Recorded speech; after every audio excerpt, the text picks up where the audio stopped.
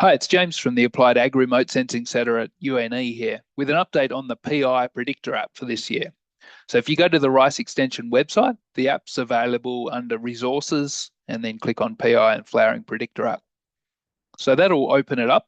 It looks quite different this year, but it's based on the same underlying idea as the previous years.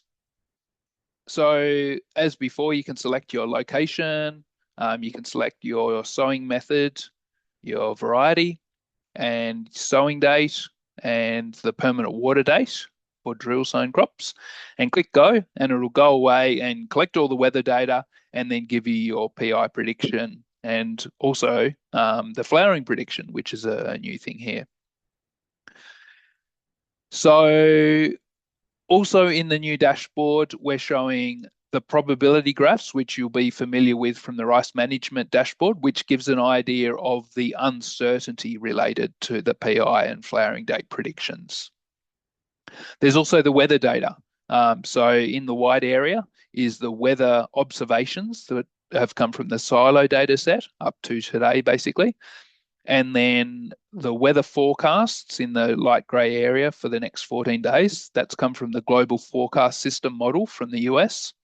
And then beyond that, we're using the average of the last 25 years of silo data. So that's the weather data. One of the biggest new features is this multi-year feature. So you can now look at what the PI and flowering dates would have been in different years, which have varied with the different weather data.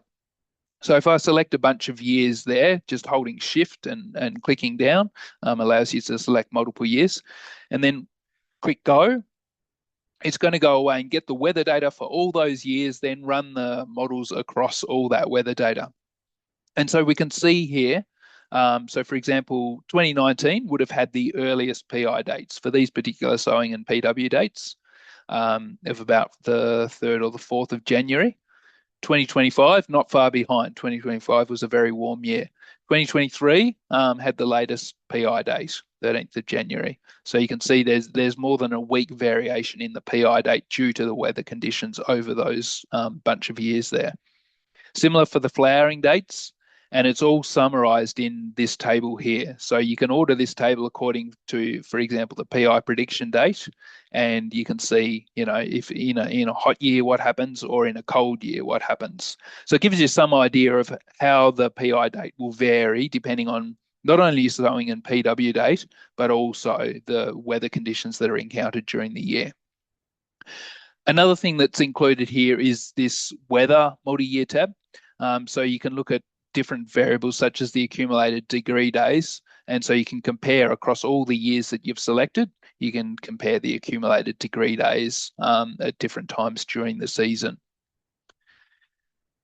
There's information about the models, about the weather data, where it comes from, and also about the history of this project. So it was really under Brian Dunn that the models were first developed, and we've been collaborating with New South Wales DPI over the last few years to develop it into this kind of decision support tool.